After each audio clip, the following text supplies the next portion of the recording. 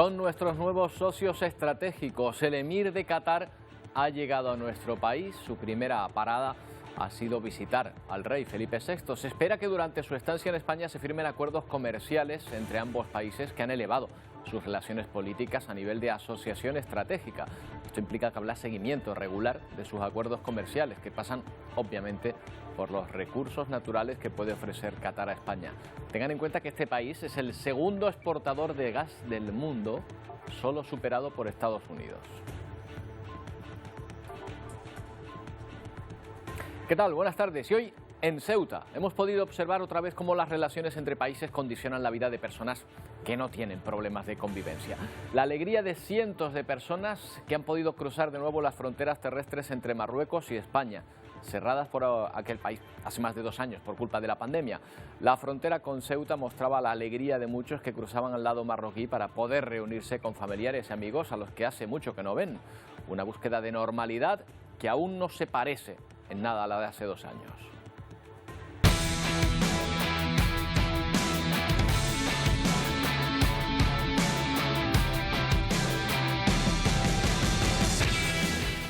Y no se parecen porque normalmente hasta ese momento, a este punto, llegaban unas 20.000 personas y 3.000 vehículos al día. Una muchedumbre que terminaba escapando también al control de las fuerzas de seguridad. Ni Marruecos ni España parecen dispuestas a dejar por el momento que vuelva ese trajín. La apertura se hará gradualmente. Hasta el 31 de mayo no se va a permitir, por ejemplo, la entrada a los trabajadores transfronterizos legalmente reconocidos en Ceuta y en Melilla.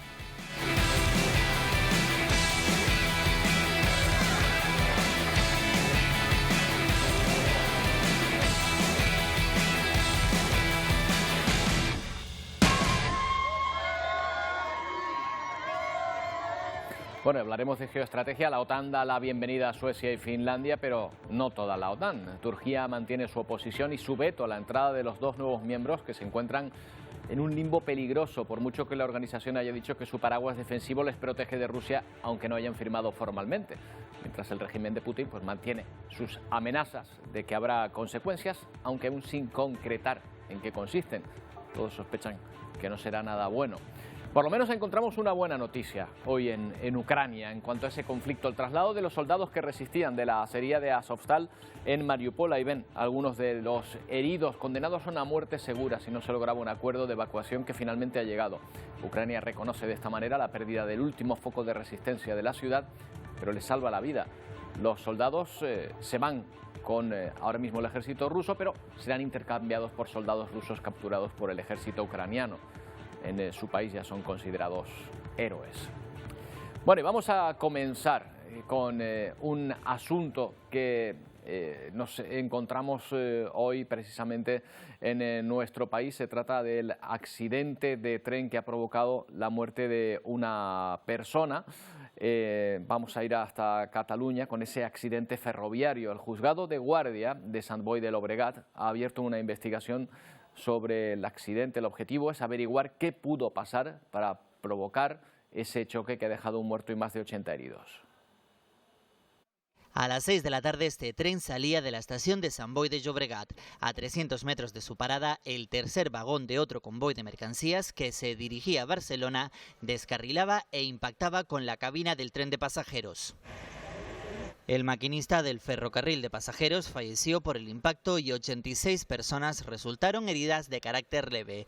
Las 9 personas que fueron trasladadas al hospital ya han sido dadas de alta. Expresar el más profundo pésame a la familia de la víctima, en este caso del maquinista del tren. La empresa de ferrocarriles de la Generalitat asegura que la velocidad en la zona estaba limitada a 30 km por hora porque se estaban realizando obras de mantenimiento. Analizarán si se cumplía con esta restricción. Hoy continúan los trabajos en la vía para intentar recobrar la operatividad durante la jornada. Por el momento no han conseguido retirar los ferrocarriles y la circulación sigue cortada. Con grúas, los operarios intentan quitar ambos convoy lo antes posible. El juzgado de instrucción de la localidad catalana ha abierto diligencias para conocer los motivos de este accidente mortal. Bueno, otra de las noticias del día en nuestro país es la reapertura de las fronteras de Ceuta y Melilla con Marruecos. Minutos después de la medianoche tenía lugar esa reapertura de puertas después de más de 2 años con los accesos cerrados entre ambos países. En primer lugar por la pandemia y después por la crisis política, que hoy escribe un nuevo capítulo en sus relaciones.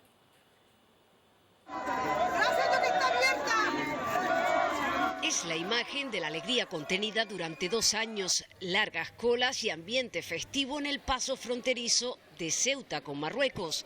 Vítores, móviles en alto y mucha felicidad de las personas agolpadas para comprobar cómo se reabrían las puertas han compuesto la escena. Al otro lado han tenido lugar los momentos más emotivos, reencuentros, abrazar a un padre o a un hijo e incluso llorar a los familiares fallecidos en estos años. Con esa esperanza han estrenado decenas de marroquíes la reapertura del paso a Ceuta y Melilla. Mi madre, que llevo 2 años casi no la he visto, mis padres, mis amigos. Es un momento muy ansiado. Pasados unos minutos de la medianoche, los primeros viandantes cruzan la frontera ante nuevas cabinas, captación de huellas y chequeo de papeles. Es su tierra y han echado de menos todo de ella. Su olor, su gente, su ambiente, su comida, las calles. Han sido más de 2 años con los accesos cerrados desde Marruecos, en primer lugar por la pandemia y después por la crisis política entre ambos países, que hoy escriben un nuevo capítulo en sus relaciones. Bueno, Laura Ortiz estuvo anoche cubriendo la apertura de la frontera a través de Ceuta TV, es la jefa de redacción de esta televisión. La saludamos a continuación. ¿Qué tal, Laura? Buenas tardes. Muy buenas tardes.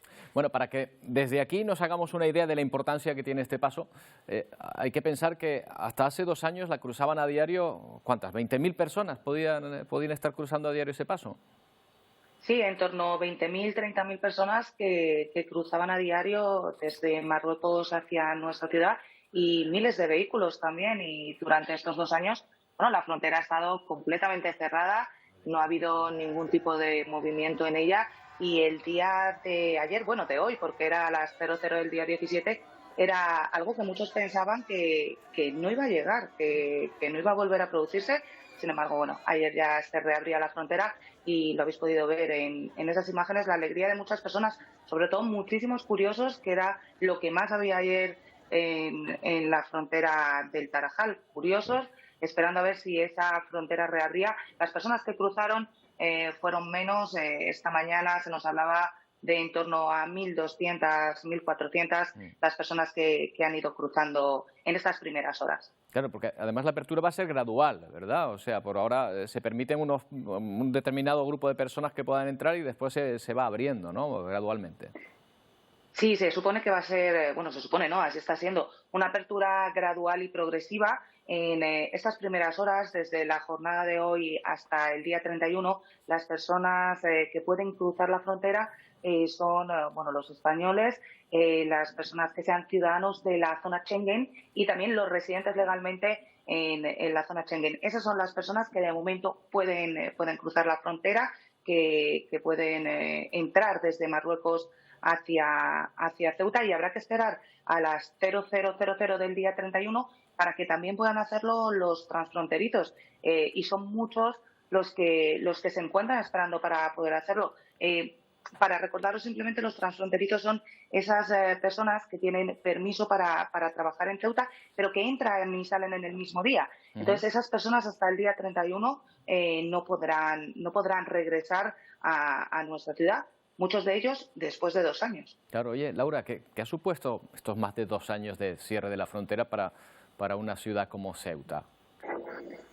Bueno, lo podemos ver desde distintos aspectos. Desde el ámbito más emocional, ya lo habéis podido ver en las imágenes, pues la separación de muchas familias que residen en Ceuta. Muchos de ellos son ceutíes, pero que por la cercanía, por la facilidad con la que se ha cruzado la frontera hasta hace 2 años, pues tienen familia a uno y otro lado de la frontera, y de forma habitual pues salían hacia Marruecos a visitar a sus familiares, o sus familiares entraban hacia Ceuta a visitarlos, bueno, pues como podemos hacer nosotros con familiares que tenemos en otros puntos de nuestro país en este caso. Y eso ha desaparecido, pero luego también tenemos que irnos al punto económico. El cierre de la frontera ha supuesto un perjuicio económico muy significativo para la ciudad. A lo largo de los últimos 2 años se ha sumado la crisis de la pandemia, Claro. que ya ha sido una crisis muy gorda, que ha afectado mucho al comercio, a la hostelería, con que de pronto una serie de turistas que cruzaban desde el otro lado, marroquíes con un poder adquisitivo medio alto, que venían a Ceuta a disfrutar de algunas cosas que no tenían o que no tenían al mismo nivel en su país, también han dejado de venir. Claro. Entonces, claro, el perjuicio económico es también evidente. No lo podría cuantificar, pero de hecho el gobierno de la ciudad lo ha repetido de forma continua a lo largo de estos 2 años. A nosotros se nos sumó la crisis de la pandemia con luego el cierre de la frontera y luego, bueno, pues esa crisis fronteriza que vivimos el año pasado con la entrada masiva de más de 12.000 personas. Desde luego, no ha debido ser fácil. Oye, también era una imagen habitual ver personas cargadas de productos, muchas lo llevaban en fardos entre un punto de la frontera y otro. Esta imagen también va a tardar en verse, ¿no? Yo, de hecho, creo que esa imagen no se va a repetir. Ya no. El porteo, el comercio atípico, como se ha denominado habitualmente en Ceuta, ha desaparecido y, de hecho, probablemente sea algo que no vuelva. De hecho, ahora, en estos primeros días, no se puede transitar con ningún tipo de mercancía. Como decía ayer en la rueda de prensa de la propia delegada del Gobierno, el director del área de Sanidad Exterior, ni una bolsa de tomates. Es decir, nada, ahora mismo no se puede transitar con mercancías ni en régimen de viajeros. Habrá que esperar a qué pasa con esa promesa de una aduana comercial y, en ese caso, las mercancías ya no pasarían en fardos como estaban pasando, sino que pasarían pues de forma habitual, como se pasa en cualquier otra frontera europea. Es decir, esa era una imagen que yo creo que no va a repetirse y que no debería repetirse. Bueno, pues Laura Ortiz, nos quedamos con la buena noticia, con la apertura y con el encuentro de todas esas personas que llevaban mucho tiempo por verse. Redactora de Ceuta TV, muchas gracias por esta crónica. Buenas tardes. Muchas gracias a vosotros. Hasta luego. Bueno, pues esta mañana el Consejo de Ministros ha estudiado el anteproyecto que va a reformar la ley del aborto para garantizarlo en la sanidad pública. La ministra Irene Montero se ha referido a este tema en la rueda de prensa posterior. Esta es una norma que amplía derechos. Por una parte, acaba con los obstáculos para ejercer el derecho a la interrupción voluntaria del embarazo, algunos obstáculos que de forma efectiva se estaban encontrando miles de mujeres en nuestro país, y además reconoce nuevos derechos sexuales, nuevos derechos menstruales, nuevos derechos reproductivos. Damos, por tanto, un paso decidido para garantizar el derecho a la salud de las mujeres y asumimos desde las instituciones la responsabilidad de dejar atrás tabúes, estigmas, culpas respecto a los cuerpos de las mujeres. Bueno, que eso sí, el anteproyecto finalmente no va a recoger todo el contenido que desde el Ministerio de Igualdad tenían previsto. Sin duda, una de las medidas más comentadas, Isiar Pérez, es la reforma de la interrupción del embarazo, ¿no? Sí, por ahora ese anteproyecto lo que sí mantiene son los plazos. Recordamos, las mujeres pueden interrumpir su embarazo hasta la semana 14 de forma completamente libre, hasta la semana 21 si hay algún riesgo tanto para el bebé como para la madre, pero como bien dice Roberto, como bien te preguntas qué trae de nuevo esta ley, pues entre otras cosas, sobre todo lo más destacado, que aquellas menores de 16 y 17 años pueden interrumpir el embarazo y, muy importante, sin autorización de los padres, que hasta ahora se venía haciendo con la autorización paterna. También pues tienen que tener la garantía de que cualquier clínica o centro sanitario, hospital público, pues se le practique ese aborto en cualquiera de estos, ya que hasta ahora habrían sido las clínicas privadas quienes venían practicando los abortos, y además en esos centros públicos no podrá haber objeción de conciencia, es decir, los profesionales sanitarios no podrán oponerse a practicar un aborto. Claro, sin duda son los aspectos más controvertidos de esta norma, que incluye también otra cuestión de la que se ha hablado mucho, las bajas menstruales. ¿Cómo se regulan? Pues se regula sobre todo para aquellas mujeres que tienen reglas, menstruaciones que dejan dolores incapacitantes, es decir, que no les permite pues desarrollar sus jornadas laborales o incluso estudiantiles de una forma normal. Pues en este aspecto pues será cubierto al 100% por la Seguridad Social, y además otra novedad, que no tendrá límite de días. Otra de las medidas que también incluye este anteproyecto de ley de aborto pues es la la gestación subrogada, sobre todo la persecución a aquellas clínicas e intermediarios que pues intentan contratar vientres de alquiler en el extranjero, y además, por otro lado, pues se incluye ese permiso retribuido a partir de la semana 39. Pero sin duda, una de las cuestiones en las que se han encontrado los socios de gobierno, Roberto, ha sido en ese IVA superreducido a los productos de higiene, y así este lunes la ministra de Igualdad, Irene Montero, responsabilizaba directamente a otro ministerio, y es el de Hacienda.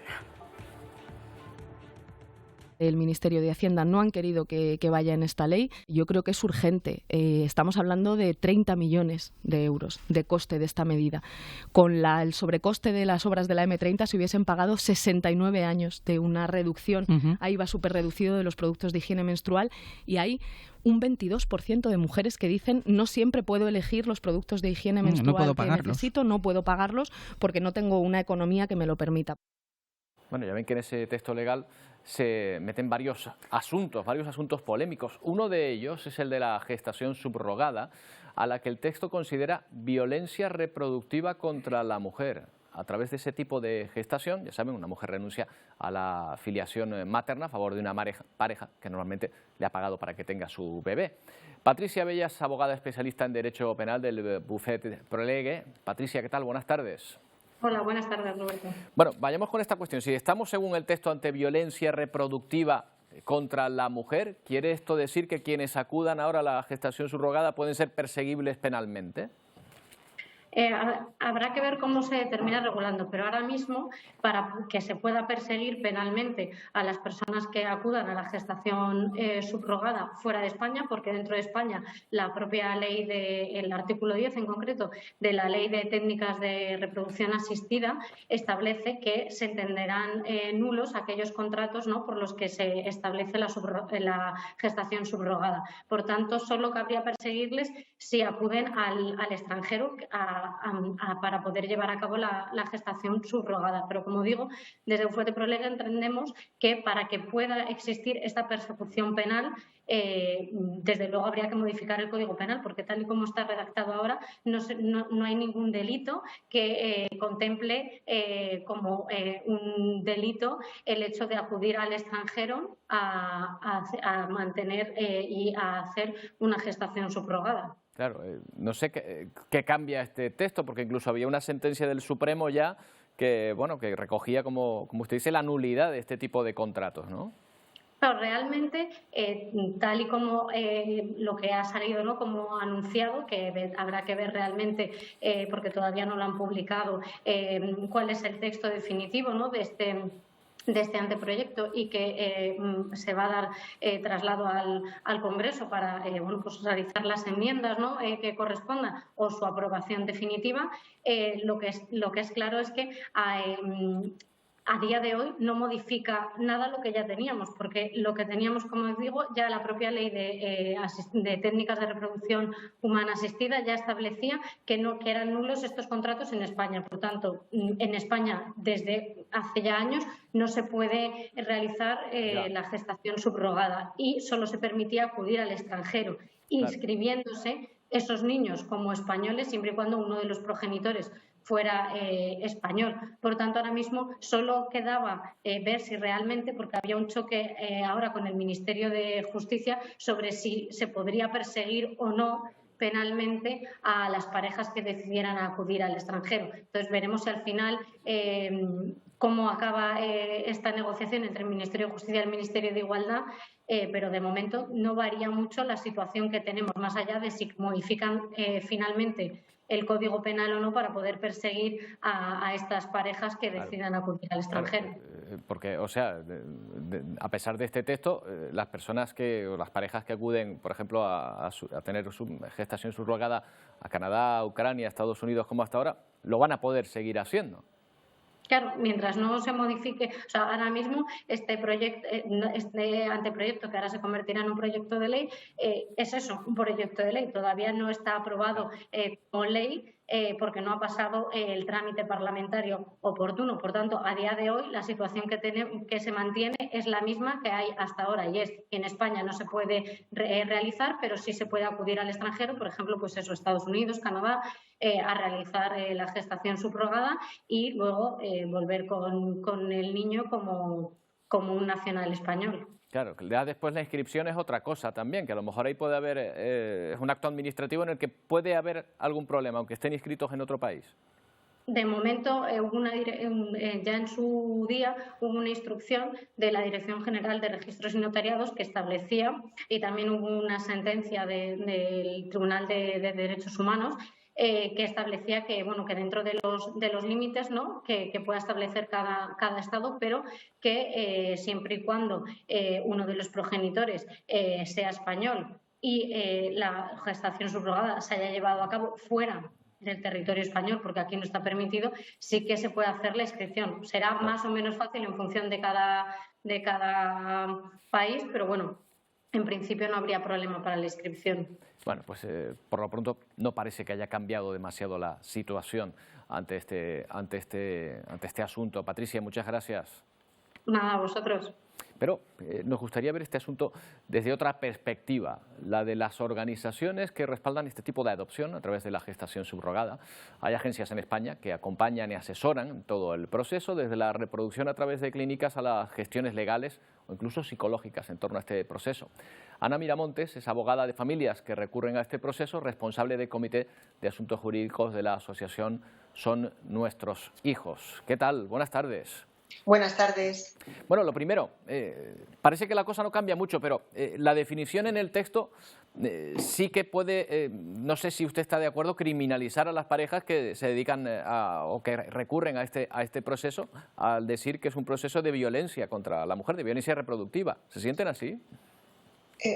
Realmente creo que el texto es desafortunado. Es un poco menos grave que lo que ayer pudimos conocer o en los días pasados, pero sigue siendo igualmente grave que se defina una conducta que está recogida por la Organización Mundial de la Salud, por la Sociedad Española de Fertilidad, por las legislaciones y las administraciones de estados democráticos de nuestro alrededor como absolutamente legal y ajustada a la norma, que se defina como violencia de una manera generalizada y tan grave. Y lo que nos parece más rotundamente más grave y queremos llamar a la responsabilidad del Gobierno en este aspecto es que se señale a las familias y con ello a los niños nacidos por este medio de una manera que realmente no se corresponde a la ejemplaridad que normalmente reúnen estos procesos en cuanto a la voluntad, en cuanto a la autonomía y la independencia de las mujeres que generosamente aceptan gestar para los que nos convertimos en padres y madres por este medio. Ahora, en la práctica el proceso no cambia. Ustedes van a poder seguir, o sea, las personas que recurren a este sistema en España no pueden hacerlo, pero sí pueden hacerlo fuera de nuestro país. Normalmente son Ucrania, Canadá y Estados Unidos, creo, ¿verdad? Son Ucrania, Canadá, Estados Unidos, México, Grecia, Holanda, Portugal, Irlanda. Son muchos los países que están legislando. ¿Dónde podemos ir los españoles? En general, sí, Canadá, Estados Unidos, México, Grecia, Ucrania, países que nos permiten como ciudadanos extranjeros acceder al sistema para conseguir ser padres por este medio. Y efectivamente, no se ha eliminado la posibilidad de hacerlo, no se ha criminalizado de forma directa, pero sí hay una especie de repulsa, de llamada a la repulsa, a la calificación de las personas que deciden o que acceden a la paternidad o maternidad porque no han tenido otra fórmula mediante estos procesos con carácter prácticamente insultante. Hay un reproche claro por parte, en este caso, del Estado. Ana, yo me pregunto qué tipo de perfil presentan las personas que recurren a la gestación subrogada. Nadie recurre a la gestación subrogada para convertirse en padre o madre porque no tiene una historia detrás que es la vía que han encontrado como válida, como óptima para convertirse. Es un proceso que normalmente va precedido de una reflexión, de una formación, de un estudio de posibilidades y como bien decías en la introducción, incluso de una formación psicológica previa amén de toda la información que legalmente y económicamente se necesita para acceder a ello. Con lo cual, normalmente son personas que para conseguir gestar, para conseguir ser padres o madres, no tienen otra fórmula ni otra vía. Claro, el tema plantea cuestiones legales, las hemos visto, pero también cuestiones morales. Por ejemplo, la persona que cede o que llega a un acuerdo con los padres que quieren gestar de esta manera, no son siempre personas que tienen un estado de necesidad, que es el que le lleva a llevar a cabo este tipo de acuerdos. Absolutamente no.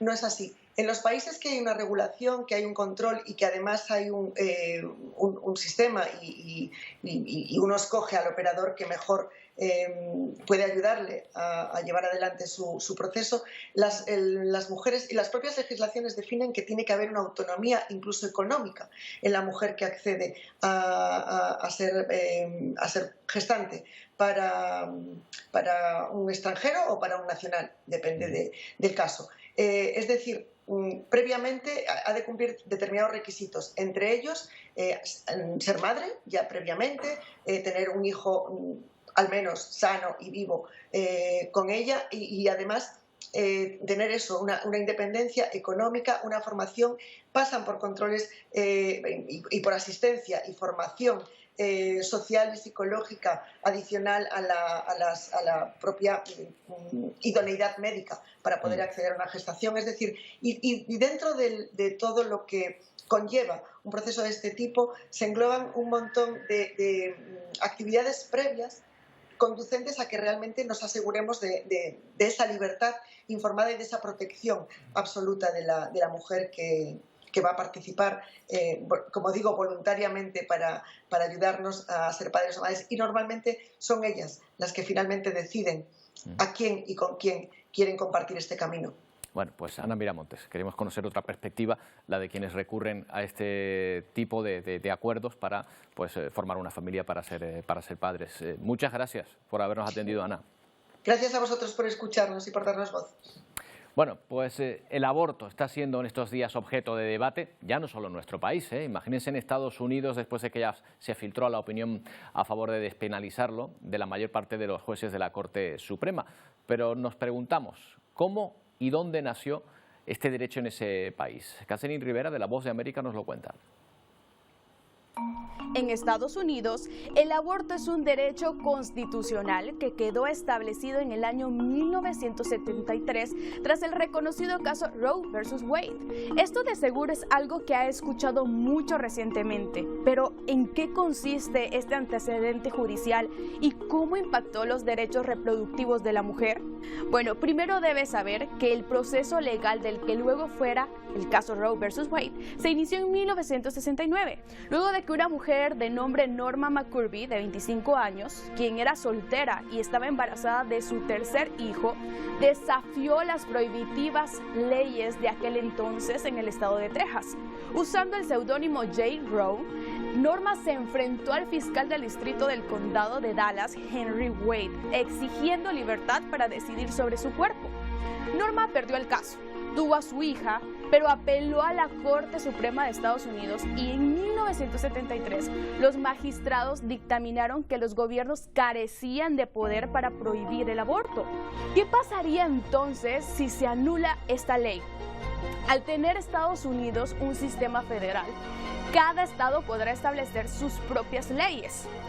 Según el Instituto Guttmacher, 25 de los 50 estados del país procederían a prohibir los abortos de inmediato. Cabe destacar que la Corte Suprema de Estados Unidos ha revertido decisiones en el pasado, pero nunca ha eliminado un derecho constitucional existente y establecido. Bueno, pues de ahí ese debate tan marcado ahora mismo en Estados Unidos en torno al derecho constitucional de abortar, si continuará, o como todo indica, según esos votos particulares que se han visto, pues irá hacia atrás en ese aspecto en aquel país. La actualidad de la guerra en Ucrania hoy viene marcada por la salida de los últimos de Azovstal tras el alto el fuego acordado entre Rusia y Ucrania. El Kremlin ha permitido la evacuación de los 264 soldados ucranianos que permanecían en ese lugar, en Mariupol, y que ahora quedan en territorio ruso. Moscú asegura que esos militares van a ser tratados conforme a los acuerdos internacionales. Son supervivientes de la tragedia 264 milicianos ucranianos evacuados esta pasada medianoche de la planta de Azovstal en Mariupol. 53 de ellos heridos de gravedad. En autobuses, la mayoría tumbados en camillas, eran trasladados a una zona controlada por Rusia. La liberación fue celebrada por el presidente ucraniano. Zelensky señaló que el país necesita héroes vivos. Mientras en el sur siguen los bombardeos, las tropas rusas amplían su ofensiva y centran sus esfuerzos en controlar la región de Donetsk. En el Donbass, al menos 19 civiles, entre ellos un niño, han fallecido en las últimas horas a consecuencia de un nuevo ataque. Y entre tanto odio, una imagen para la esperanza captada por un dron muestra desde el aire campos de colza floreciendo en medio de la guerra. Un amarillo espectacular con el que teñir tanto negro. Mientras sigue la división dentro de la OTAN respecto a la entrada de Suecia y Finlandia. Bueno, división de un solo país. Ya saben que Turquía por el momento se opone a la entrada de estos dos países que siempre se habían mantenido neutrales y que ahora han decidido pedir su ingreso tras la invasión rusa de Ucrania. Vamos a ver qué consecuencias puede tener esto geopolíticamente. Vamos a hablar con Rafael Dávila, general de división en la Reserva, y al que saludamos a continuación. ¿Qué tal? Buenas tardes. Muy buenas tardes, encantado. Y permítame antes que nada mandar un recuerdo muy cariñoso y todo mi afecto a Canarias, a todos los canarios donde yo estuve destinado de jefe de tropas y guardo un recuerdo imborrable para toda la vida. Muchas gracias. Gracias a usted, general. Bueno, hasta hace bien poco la OTAN parecía, no sé si una reliquia, pero sí una organización que había perdido ya un poco la función de ser, ¿no? Pero parece que Vladimir Putin se ha convertido, no sé, en un perfecto agente de ventas para la organización, permítame la expresión. No le falta a usted razón. Fíjese que en la cumbre de Madrid, que se celebrará ahora a finales de junio, el nombre que habían elegido era la brújula estratégica, ¿no? Eso ya indica que de alguna manera, bueno, pues buscaban ese norte que marca la brújula, una dirección. Yo creo que ahora lo tienen bastante claro, incluso hasta nuestro presidente, muy reacio a estas cosas de la milicia y del presupuesto de defensa, está prometiendo llegar hasta un 2% en el PIB del presupuesto, lo cual quiere decir que la OTAN se aprieta el chaleco de combate, nunca mejor dicho, y ve que esto no es un juego, sino que es una realidad patente y que hay que, de alguna manera, estar muy pendiente de ello. Hablaremos de presupuestos en este asunto, pero contésteme antes a otra pregunta, porque el funcionamiento de la OTAN es como un paraguas que acoge a todos por igual. Es decir, Suecia y Finlandia acuden por miedo a que Rusia pueda atacarles en un momento dado. Si esto ocurriese, ¿todos los países de la OTAN deberían responder en su defensa? Absolutamente, artículo 5 del tratado, absolutamente, y debe ser así. Y además, mire, aprovecho, me viene muy bien la pregunta para decirle que deberíamos nosotros aprovechar estas negociaciones y aclarar exactamente qué va a pasar con el concepto de Melilla, que es donde realmente nos interesa a nosotros, porque no es solamente el sur de España, es el sur de la OTAN. Creo que sería muy conveniente que se pusiese de una manera clara, rotunda y determinante. Porque además, fíjese lo que le digo, y quizá me adelanto a lo que podría interesarle, bueno, pues a lo mejor un socio en un futuro no muy lejano de la OTAN tenga que ser Marruecos. Claro, eso también podría darse, pero claro, tendría que tener el acuerdo de todos los países que forman parte de la OTAN. Tienen que tomar el acuerdo por consenso. ¿Por qué Turquía ve con malos ojos que entren Suecia y Finlandia?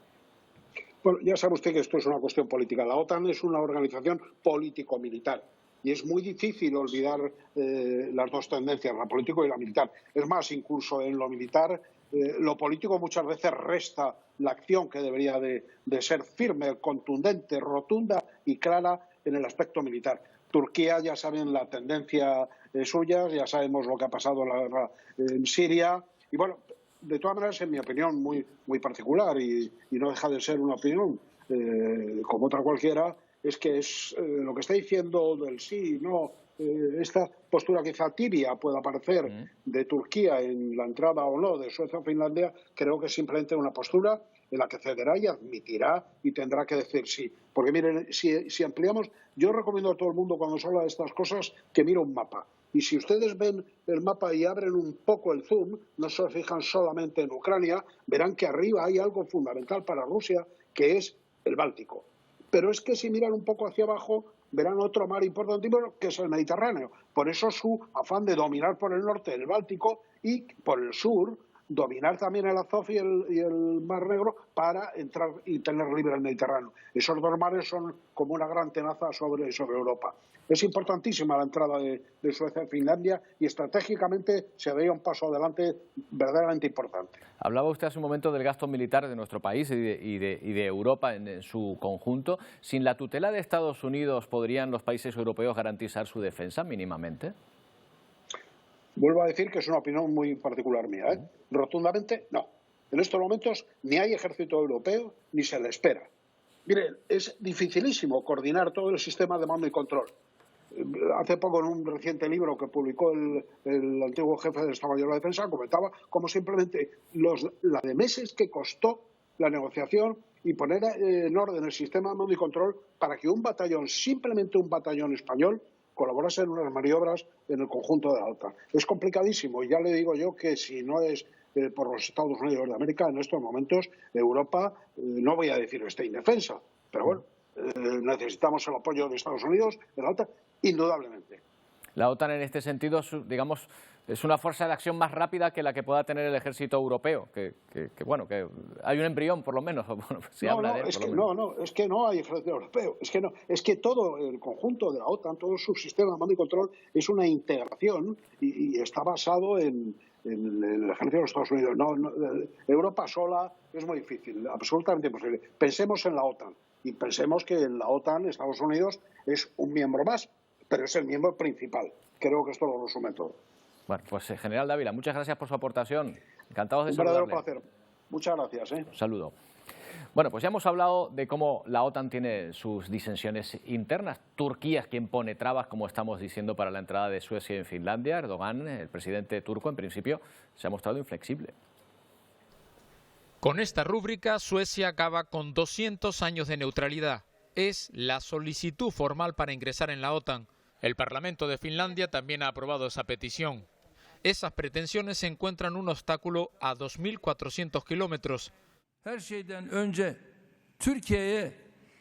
No diríamos que sí a ingresar en la OTAN a quienes imponen sanciones a Turquía, responde el presidente turco Tayyip Erdogan. Ankara acusa a Estocolmo de históricamente acoger a miembros del PKK, organización armada que califica de terrorista. Turquía, miembro de la OTAN, podría vetar el ingreso, aunque desde la organización confían en que finalmente la acepte. Mientras, Putin asegura que esa adhesión no supondrá ninguna amenaza para Rusia. Ahora bien, habrá reacción por nuestra parte si hay una expansión de infraestructuras militares en esos países.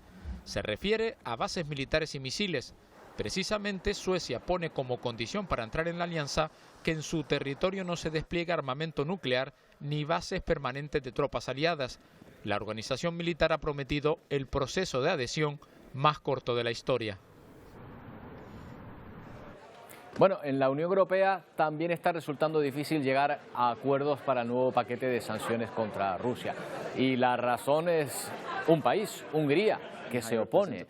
Los ministros de Exteriores de los 27 debatían dejar de importar petróleo ruso en el plazo de 6 meses, pero el primer ministro húngaro, Viktor Orbán, ha vetado esta propuesta. Alega que esas sanciones traerán graves consecuencias económicas para Europa. En el paquete de momento rechazado también se incluían sanciones contra grandes bancos rusos y contra el patriarca de la Iglesia Ortodoxa. Entre tanto, los países nórdicos siguen sus trámites, hemos visto, para entrar en la Organización Atlántica.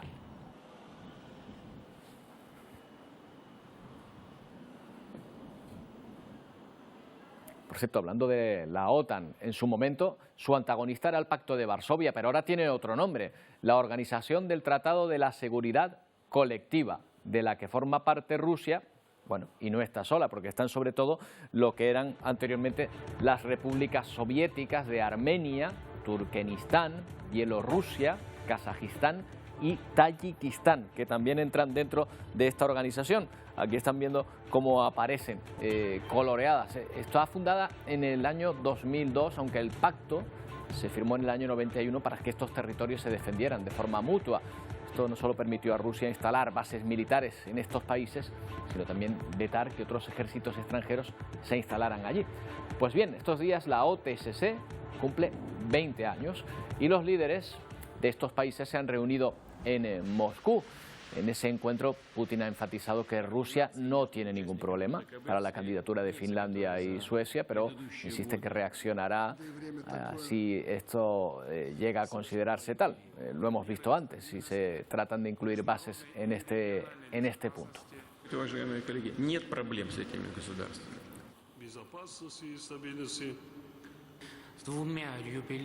Bueno, la guerra ha aumentado la necesidad de gas de muchos países, entre ellos el nuestro, y hoy ha comenzado la visita oficial del emir de Qatar.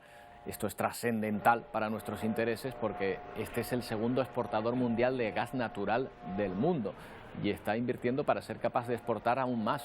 Le han recibido los reyes en el Palacio Real, también se ha entrevistado el enviado catarí con Pedro Sánchez, con el presidente. La visita intentará fortalecer la cooperación bilateral y crear nuevas oportunidades y alianzas entre ambos países.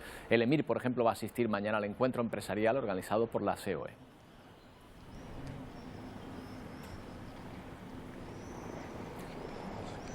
Bueno, y vamos a ir a una señal en directo de una comisión que se está celebrando en Washington y que llama nuestra atención, porque es en la Cámara de Representantes de los Estados Unidos, donde ahora mismo están hablando dos altos funcionarios de la inteligencia militar.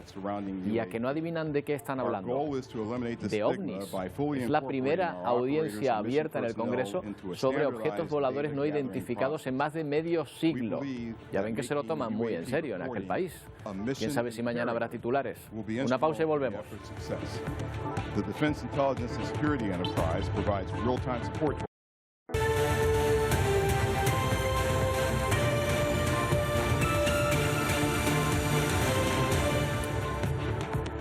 Seguimos con un nuevo gesto de Joe Biden en apoyo de los colectivos más olvidados por la sociedad, incluso por las administraciones públicas durante años. La primera rueda de prensa de la nueva secretaria de prensa de la Casa Blanca ha estado marcada por un importante carácter de visibilidad. Con esta persona, Karine Jean-Pierre, hasta ahora subsecretaria de prensa de la institución pública, es la primera persona negra y abiertamente homosexual en ocupar este cargo. Karine ha agradecido a todas las personas que rompieron barreras en el pasado para que ella pudiera llegar a desempeñar el puesto.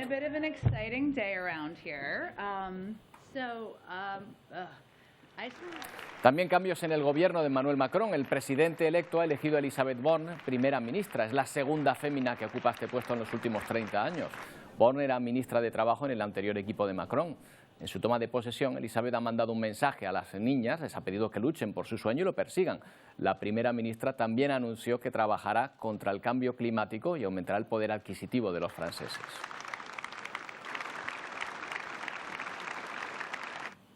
La ONU pide una respuesta urgente ante la peor sequía en 4 décadas en el Cuerno de África. La ausencia de precipitaciones está acabando con los cultivos y el ganado, lo que afecta directamente a la escasez alimentaria de la región. La sequía amenaza la vida de 20 millones de personas. Vivir sin agua potable y con una sola comida al día. En Kenia, más de 3 millones de personas padecen hambre a causa de una de las peores sequías en décadas. Medio millón está en estado crítico. Las autoridades piden ayuda urgente. Por favor, ayudemos a estas comunidades, reclama Martin Griffiths, secretario general de la ONU para Asuntos Humanitarios, tras su reciente visita al país. En Lomopus, los vecinos relatan que es la peor sequía que pueden recordar. Muchas familias han perdido su ganado y también sus tierras. One member of the family has to take the remaining livestock to where they may find some water or some pasture. Las familias se dividen porque un miembro tiene que llevar el resto del ganado donde puedan encontrar algo de agua o pasto, afirma el mandatario. Una dura realidad de la que tampoco escapan sus vecinas Somalia y Etiopía. Tal es la situación que la escasez de agua podría provocar 216 millones de desplazamientos para 2050. Irak padece los efectos de una fuerte tormenta de arena. Tal es la intensidad que hasta 2.000 personas están ingresadas por riesgo de asfixia. también en clases, en las escuelas, en la universidad. Esto como medida para evitar que se ocasionen más muertes, como las del pasado 5 de mayo, cuando una persona murió por problemas respiratorios provocadas precisamente por una tormenta de este tipo. Desde la fecha son más de 5.000 los hospitalizados. Mucho calor también en Pakistán. Vean cómo cualquier método es bueno para refrescarse, por ejemplo con un difusor en plena calle, intentando enfriar un poco el interior de un tuk-tuk, o una forma quizás más rápida y sencilla, darse un chapuzón directamente en el río, donde por cierto dentro de poco no va a caber nadie más. Tales son las temperaturas que están sufriendo ahora mismo en este país. Bueno, y vamos con otra muestra de talento en nuestra tierra. La alumna del Instituto Cabrera Pinto de La Laguna, Andrea Luna Márquez Pareja, ha resultado ganadora de la 9ª Olimpiada Filosófica de España con su disertación sobre la oportunidad de lo transhumano para un mundo más humano, así se llama. Andrea es estudiante de Bachiva, que es un programa de doble titulación que le va a permitir obtener el título de bachiller español y francés. En su exposición ante el jurado en la Olimpiada, que tuvo lugar por videoconferencia, la estudiante canaria destacó por el dominio del tema que le tocó defender y su capacidad de argumentación. Bueno, pues toca felicitar a Luna, que está con nosotros esta tarde. Luna, felicidades, Hola. Enhorabuena. Muchas gracias. Bueno, esto de Olimpiada de Filosofía suena un poco extraño, ¿eh? Suena más una especie de competición deportiva, pero me imagino que no tiene nada que ver. Cuéntanos, ¿en qué consiste? ¿De qué se trata? Bueno, pues las Olimpiadas Filosóficas, las que, bueno, que se celebran por todo el país. Si eres de bachillerato, pues hay 4 modalidades: vídeo, fotografía, dilema y disertación. Lo único que dilema, pues solo lo pueden hacer los alumnos que están en tercero y cuarto de la ESO. Pero los de bachillerato, tanto de bachillerato como de ESO, pueden hacer disertación, vídeo y fotografía. Y nada, pues yo decidí presentarme solamente a disertación. Bueno, y la cuestión es que primero se celebró en Canarias, creo, ¿no? A nivel regional esta clasificación, quedaste segunda, fuiste al nacional y allí triunfo total. Sí. Cuéntanos un poco, a ver, que lo entendamos todos, ¿en qué consistió la disertación? Haznos un resumen. Bueno, pues todos los años, para todas las Olimpiadas Filosóficas, dan un tema. Y el tema de este año fue el transhumanismo. Y nada, pues a mí me interesó, dije bueno, pues voy a intentarlo, a participar. Y pues nada, para participar puede participar quien quiera. Y tienes que mandar, pues dependiendo de a qué modalidad te apuntes, pues haces una cosa u otra. En mi caso, la disertación, pues lo que tienes que hacer es pues buscarte una problemática, es decir, una pregunta que contrapone 2 términos, y pues haces una disertación contestando a esa problemática, siempre ciñéndose al tema que te han dado. Y nada, pues eso, yo tuve la suerte de pasar como finalista de Canarias y que pasamos 8 disertaciones y pues eso, quedé segunda. Y al haber tantas personas, este año se presentaron tantas personas a disertación, que este año Canarias pudo mandar a 2 personas, 2 representantes de disertación, yo y la persona que quedó, el chico que quedó primero. Y nada, Luna, esto es por vocación, o sea, tú la filosofía, fuiste a esta Olimpiada porque te encanta la filosofía y te quieres dedicar a ella, ¿o no? A ver, yo estoy haciendo el bachillerato de Ciencias de la Salud. Yo lo que me gustaría hacer es ser médico, pero en el Cabrera Pinto, que como bien dijiste es donde estudio, mi profesor de filosofía, Andrés Fajardo, pues ha hecho que la filosofía pues me encante. Y pues este año, como digo, dije pues voy a participar, voy a intentarlo por lo menos, ya que estoy. Es un tema que me interesaba y pues nada, me informé, hice las 2 disertaciones y presenté cuando tuvo que presentar. O sea, en realidad lo que quieres es ser médico, pero esto es una cuestión que te atrae. No quiero ni pensar si fuese algo de vocación ya el premio que te hubiese traído. Oye, porque claro, en tu casa me imagino que dirán, estarán orgullosísimos, pero también dirán, bueno, ¿y qué hacemos con un campeón olímpico de filosofía ahora aquí, a ver si se va a querer meter en filosofía, dejar la medicina. Bueno, a mis padres les da igual un poco lo que sea, siempre y cuando haga algo que me guste. Mi madre es médico y es de ahí de donde me viene el querer ser médico. Y de todas maneras yo creo que estamos todos muy sorprendidos porque filosofía la empecé a dar el año pasado, en primero, y pues no sé, una cualidad que no sabía que tenía. Bueno, pues nada, pues ya sabes que la tienes. Además, el jurado ha destacado la capacidad de argumentación y yo creo que eso viene bien para cualquiera que sea el camino que elija. Muchas gracias, Luna. Fantástico instituto es en el que estás, ¿eh? Adiós, muchísimas gracias a ustedes. Gracias, Luna, buenas tardes. Bueno, pues 48 horas después del final de Eurovisión, varios son los países que han denunciado a la organización por presuntas irregularidades en las votaciones. Si la organización acepta y rectifica, atentos porque España podría escalar al segundo puesto. Esto no afectaría en todo caso al triunfo de Ucrania.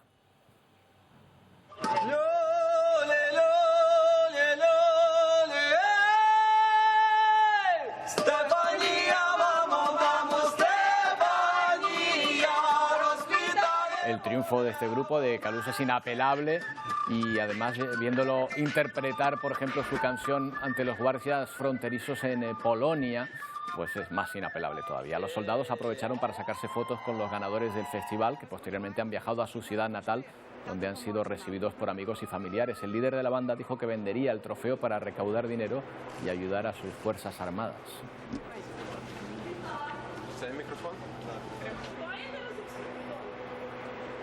Bueno, nos vamos a despedir con un mensaje en forma de arte que pide que no se asesine a más mujeres. Not to kill women. Es el título que lleva esta exposición organizada por 15 estudiantes iraquíes de medicina. La exposición cuenta con 40 cuadros. Intentan retratar la realidad de la mujer en Irak y la violencia machista en ese país. La Organización Mundial de la Salud informa de que más de 1 millón de mujeres corren riesgo de ser maltratadas en ese país. A través del arte reivindicativo nos vamos, pero volvemos mañana a la misma hora. Les dejamos con Paco Luis Quintana y el Telenoticias 1. Hasta mañana.